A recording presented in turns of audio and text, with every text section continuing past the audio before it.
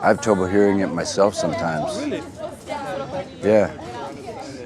But my hearing is terrible as well, so I have a double whammy. Yeah, but your voice, it's what made you who you are, no? Well, Cigarettes? and genetics. My father. And cigarettes, probably. You smoke a lot? Not as much as I used to.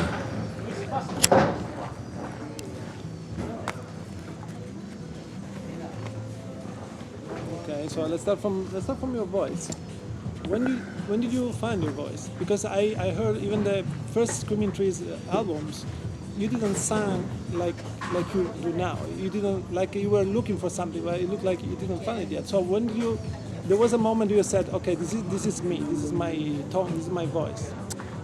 Well, all the early Screaming Trees records, I worked as a repossessing appliances, TV sets, VCRs. Remember when they had video machines? I worked for these people who had a store, and they sold television sets and washers and dryers to people on a rent-to-own basis. And if they didn't make their payments, then I had to go get the TV and bring it back to the shop. So I was hired to do that. And in the back room, their kids had a band.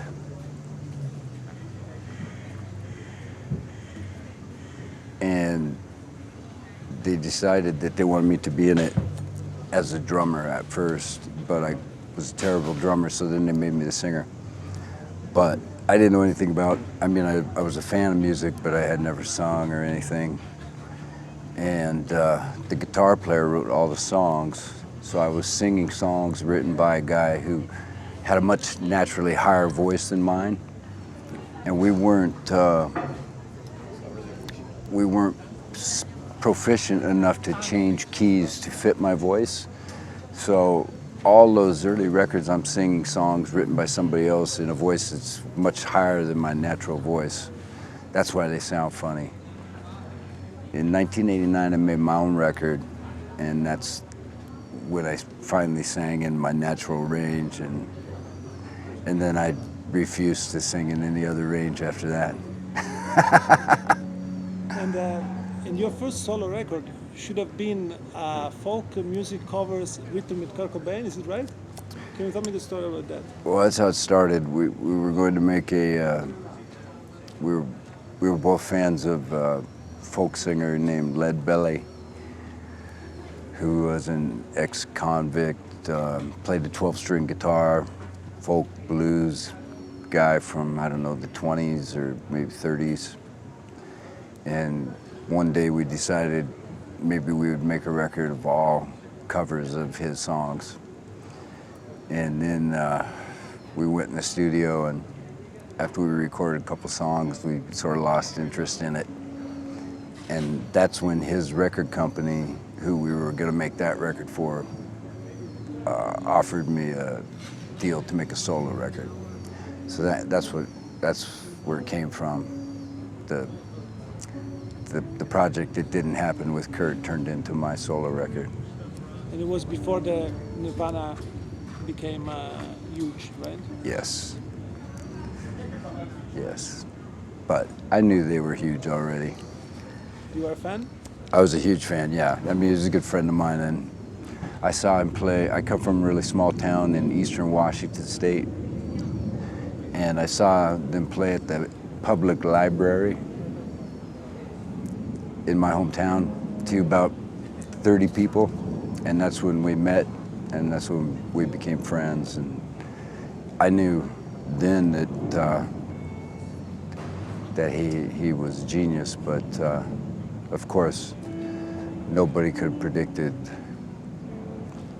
the impact he would have on music. But I always knew he had a lot more on the ball than I did. And as a voice, they compare you often to Nick Cave or Tom Waits. Which one you like the most, and you think it's fitting you, or? Well, I'll tell you what, I mean, I appreciate Tom Waits for everything he's done, but that's my least favorite comparison in the entire world. I feel like I don't have anything in common with Tom Waits, except that we both have a bit of grit to our voice. If someone wants to compare me to Nick Cave, they're more than welcome to do that, because I think Nick Cave is one of the all-time greats. You know, he's one of the greatest songwriters, performers, singers, nicest guys. So, and I've never met Tom Waits. I'm sure he's a wonderful man as well, but I don't like that comparison.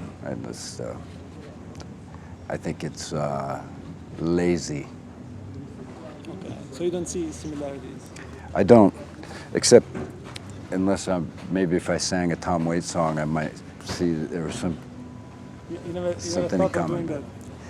No, I liked, in the 90s I listened to Rain Dogs and Frank's Wild Years.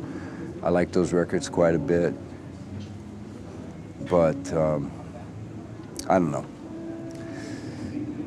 It's just not a comparison I like. When I was a kid, they used to say I sounded like Jim Morrison, and I hated that comparison also, so. In fact, when I was young, they would say I not only sounded like Jim Morrison, but I looked like Jim Morrison. And then I got to be old, and they said I sounded like Tom Waits, and I looked like Tom Waits. So, you can't win. Things changes. And when you're on stage, you barely talk to your audience. You always look down. You never smile. Are you comfortable on stage? How do you feel when you're on stage? Well, for a long time I wasn't comfortable on stage when I started with my first band because of what we already discussed. The songs were difficult for me to sing and I was uncomfortable. But now I enjoy it. I mean, I appreciate guys who run all over a huge stage and, you know, entertain the audience. I could never do it. It takes all my energy just to stand there and sing, you know, and if I start talking and thinking about other stuff, I might forget where I'm at. I sort of have to concentrate on the songs to stay in them. It's really the only time I'm ever actually in the moment of life is when I'm in the middle of singing a song. So I try not to think about anything else. And I'll talk to people if they, you know, want to have a conversation with me from the audience. I might respond, but usually I'll just go on to the next song. So you don't play the dark guy, you just try to be focused. Yeah, I mean, do I seem dark to you? No. But it's true that a lot of people says he never smiles when during the concert. He never. It's just his style. No? Well,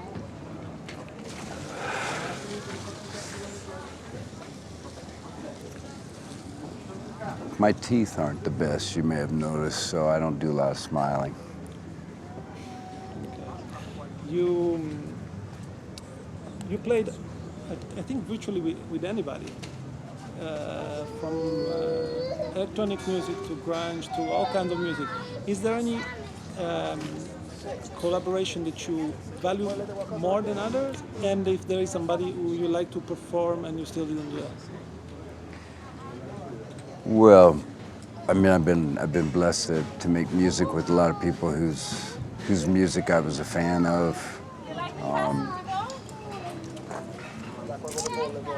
I feel blessed to have had the opportunity to do all of the things that I've done. You know, it's almost always when I'm recording with somebody else, it's almost always somebody who I know, a friend of mine. So with me, like, relationships come before music, you know, usually. Music is an afterthought. Although I have been able to, like, be on stage with some of my heroes. I've been on stage and played with John Cale many times. He's one of my all-time heroes.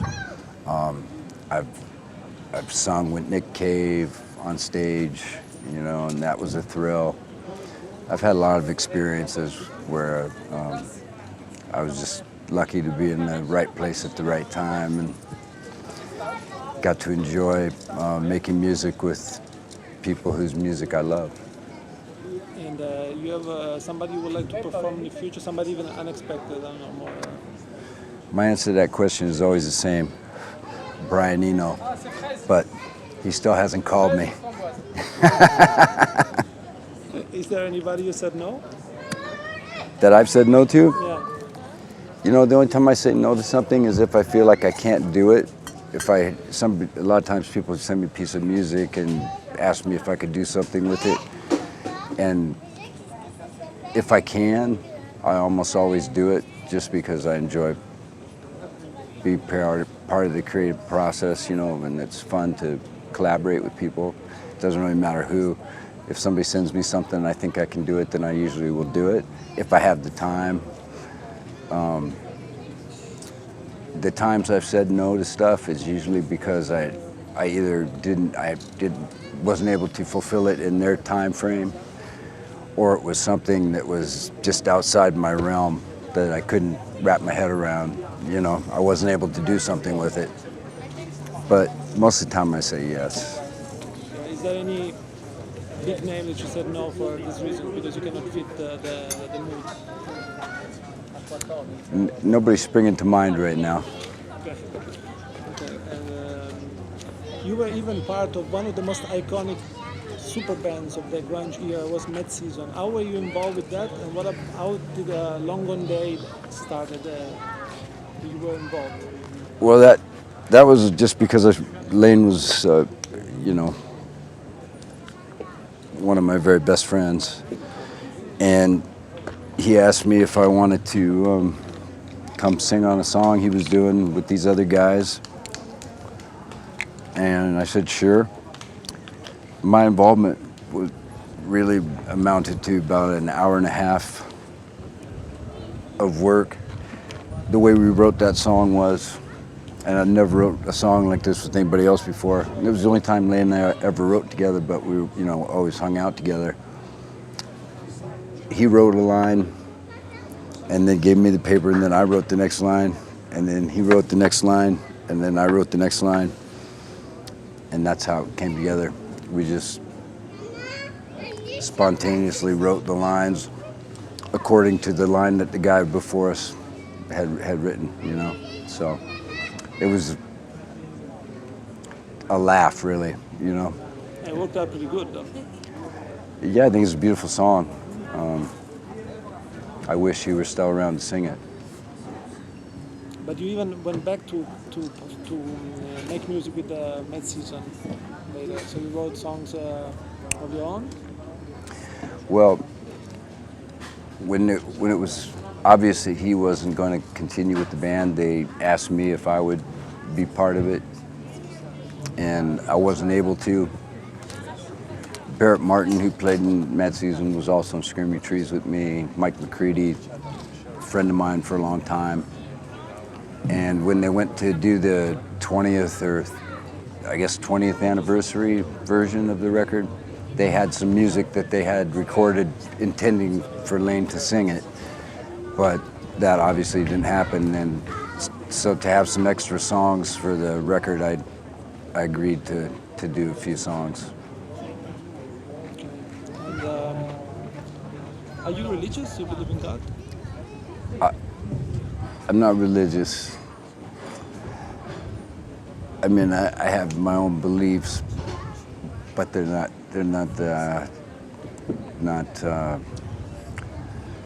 organized religion. To me is a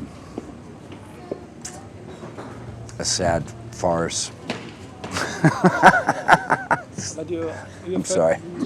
Are you afraid of death, or what's your relationship with this thought?